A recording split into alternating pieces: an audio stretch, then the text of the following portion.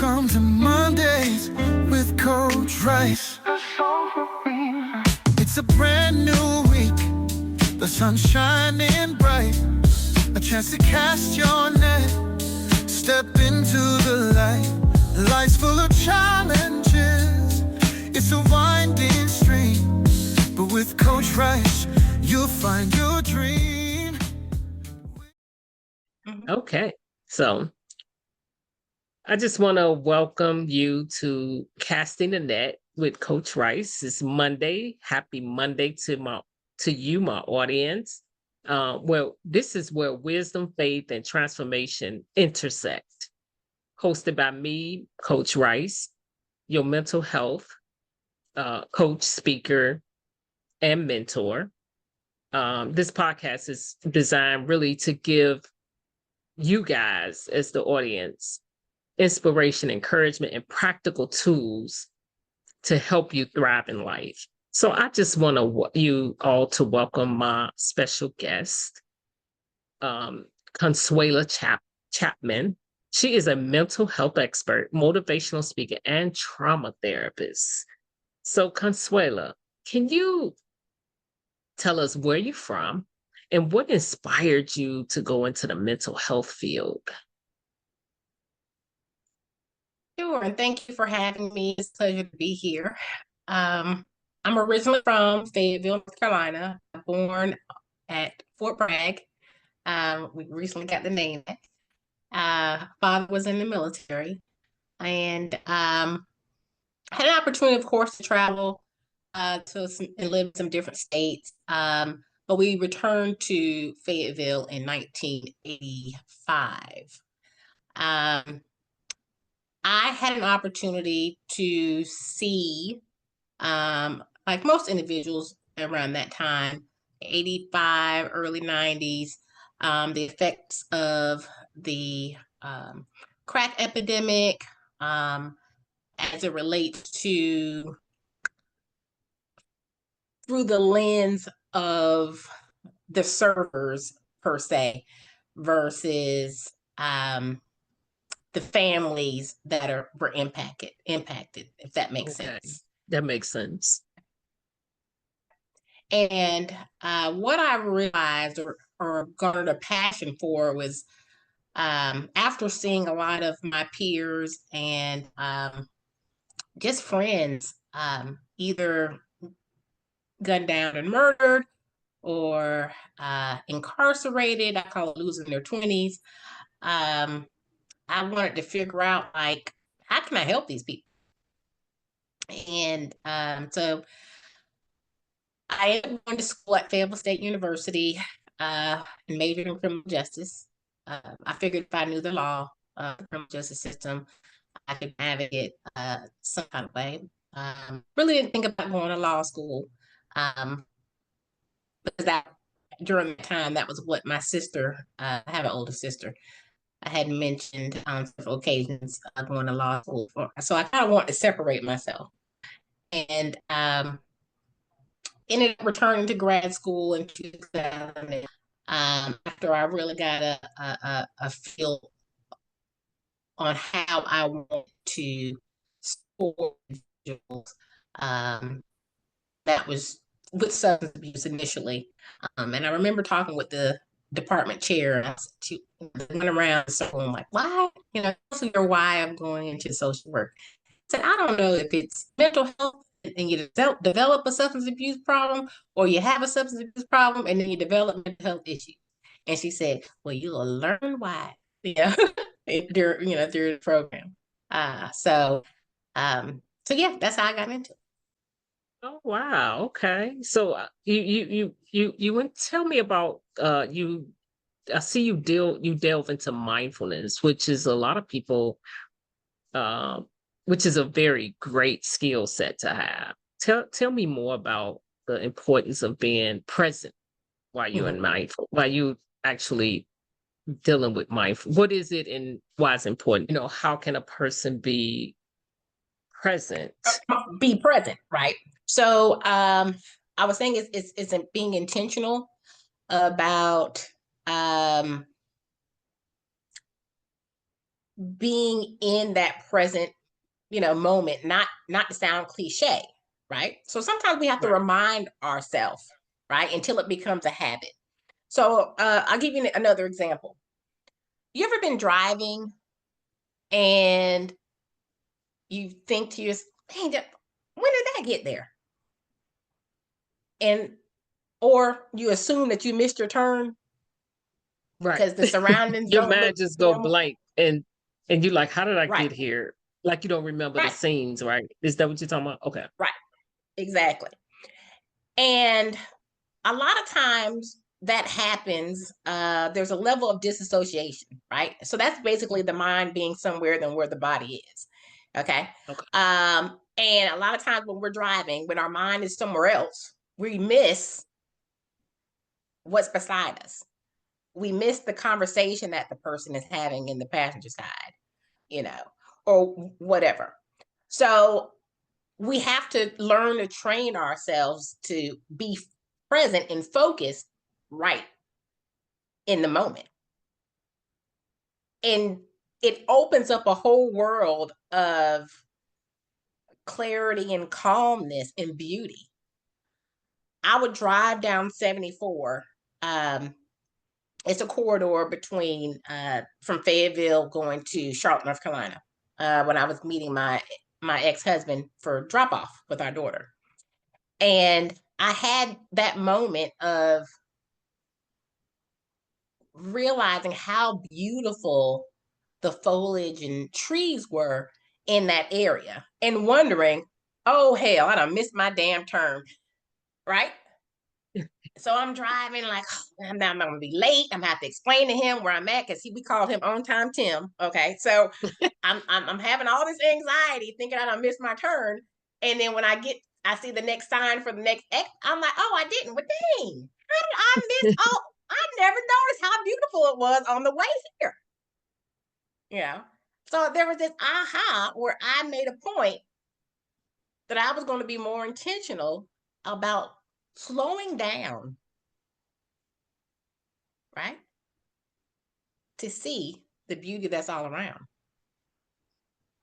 And it's interesting because I love mindfulness. Like I love to sit and just be. Mm-hmm. But there's times when it's like I have to fight through those moments of I wish I had somebody to get me there type of thing. Because I'm too like my mind is just and I like to cut it Racing. off. It's especially in the morning, like I don't pick up my cell phone anymore. Mm-hmm. Um the first thing I don't pick that up.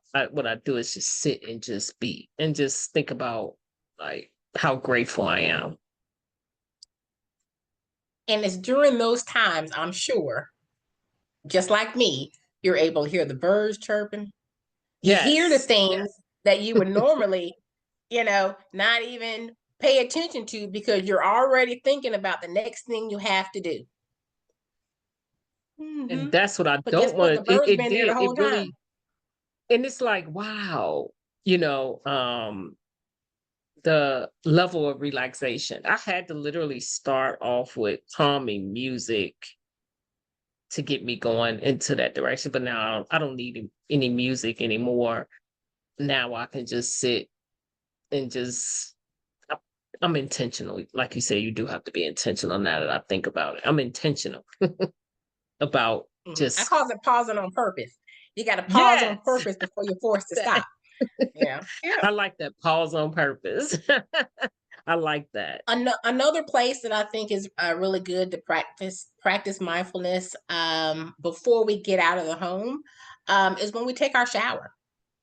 You Hmm. know, um, the just being present with the warm water hitting your body, the scent of and the lather and the steam, and you know, allowing what comes to mind come to mind and let it go. A lot of times I'll recommend to my clients using the shower as their worry time because it's time Hmm. limited. You're not going to be in there for an hour, you know. I Um, like that. and yeah, whatever comes up, comes up. I'm gonna worry about it or process it in there. And when I come out, I'm done with it, you know. Who is your ideal client?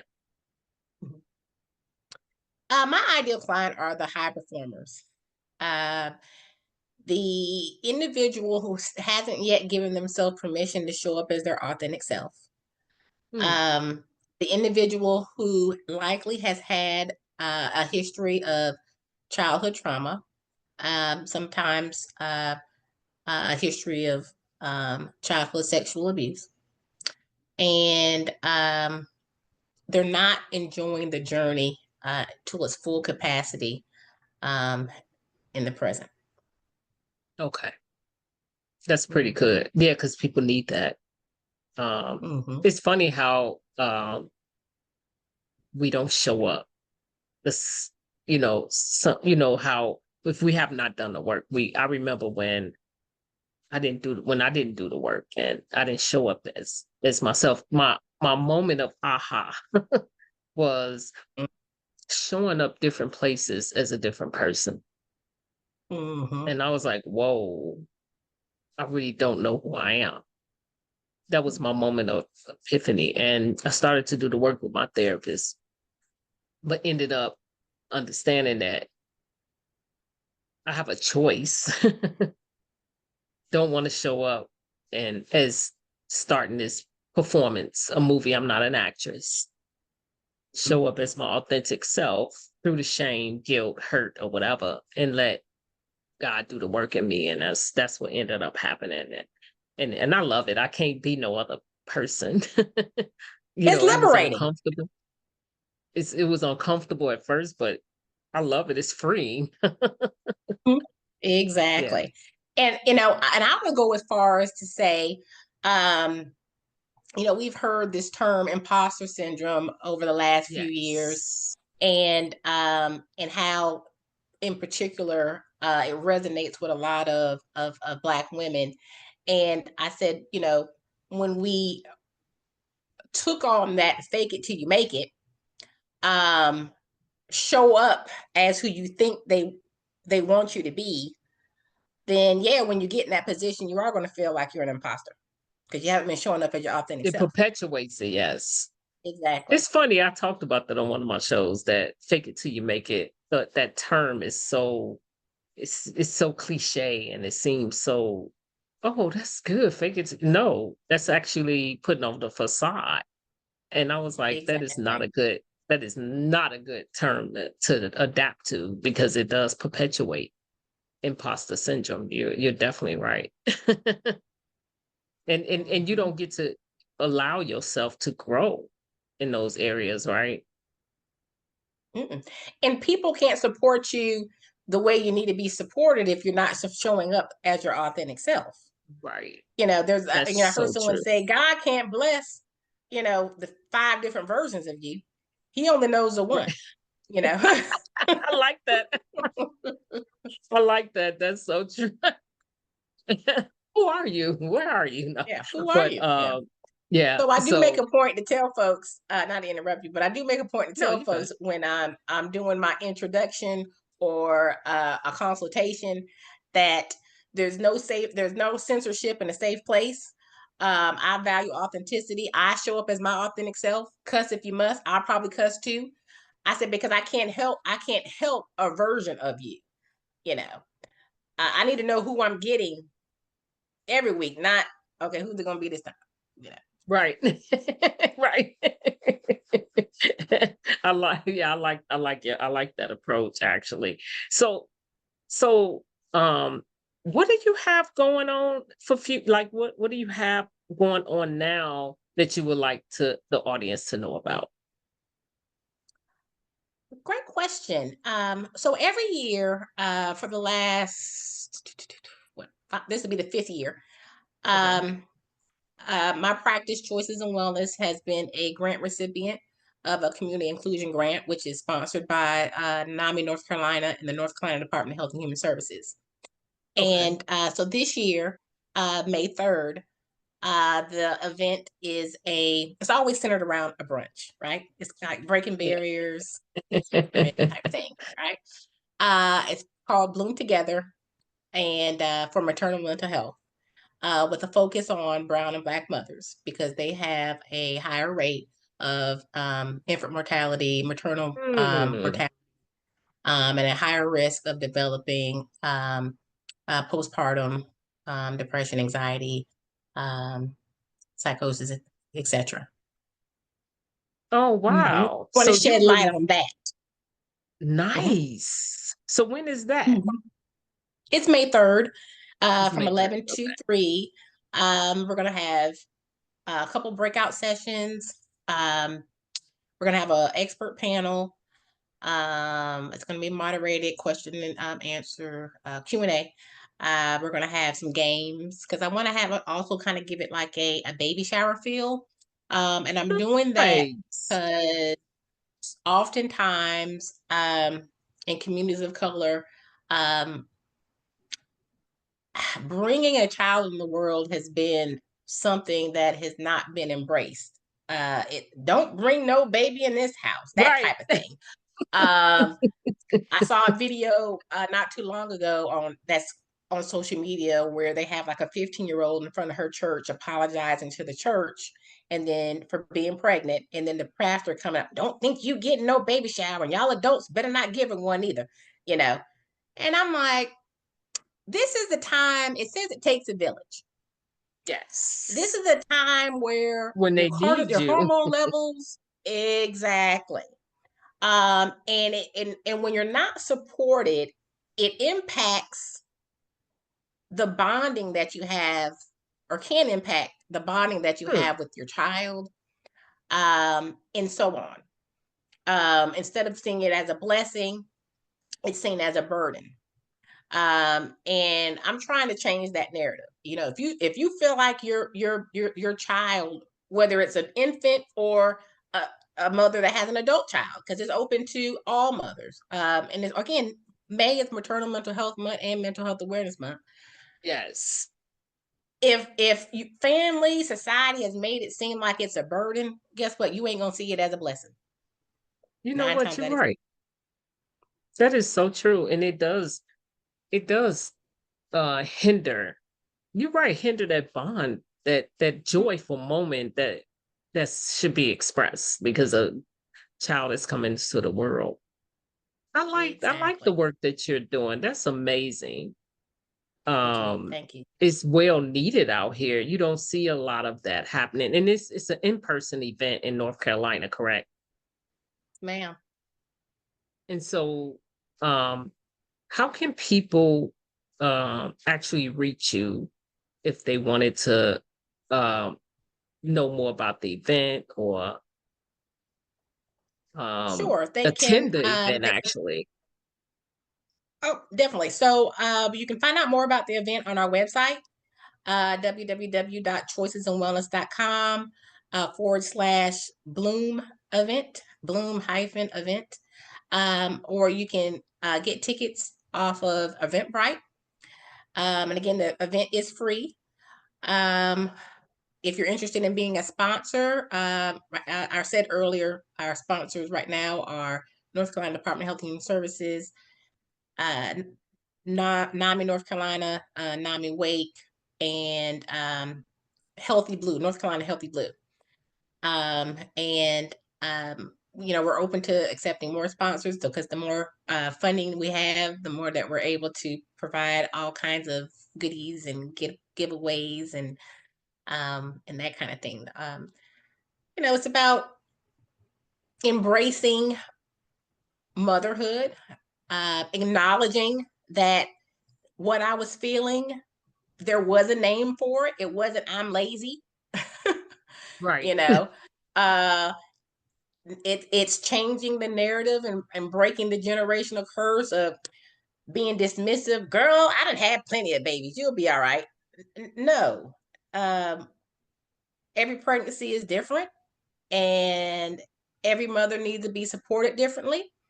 And you know, when a person is having infertility issues, supporting them in their loss, that's grief. Um, and not being dismissive of that, validating those experiences, And so that's going to be one of our breakout sessions, birth trauma, healing through loss. And then one of the sessions is going to be on, your rhythm, Right. self-love. You can still stunt and strut, and have a baby. You don't Right. have to lose yourself just because you became a parent. You know. That's Mm-hmm. so true. And you know what? It's so needed out here. It's not a lot of people doing it, and they need support. So I'm so grateful that they have, you to help them in that area, because it is truly important for them to get the support they need, because bringing a life into the world is so amazing and valuable, and it's a miracle, because Mm-hmm. some parents, some of us women don't make it through birth. Some women die in the process, and it's a really dangerous thing to give birth. But It really is. I remember yeah. years ago, my mom saying that was the closest thing to death is Yes. childbirth. Yes. And so people need that. So what advice do you want to give to the audience? If there is a piece of advice I would want to give to the audience, is to reevaluate their relationships. We have transactional, we have transformational relationships. And just because the relationship is transactional doesn't mean it doesn't have a value in that moment or that period of time. But you want to utilize your time, because your time is your biggest asset, on developing and nurturing those transformational relationships. So, with that being said, I would want you to ask yourself, where am I growing? Am I growing somewhere where I'm being nurtured and poured into, where I can thrive? I can create, my seeds can blossom, I can bear fruit? Or am I surviving, Hmm. barely budding, you know? And yeah. All right, And so, perfect. thank you Good. so much for joining us. I would definitely put the links in the comment section and everything, so people can have a way to reach you. And All so, right. thank you Thank you for for having me, joining us. Martha.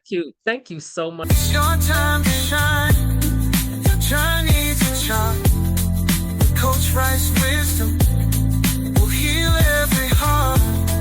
So join us now. Let's make life suffice. Welcome to Mondays with Coach Rice.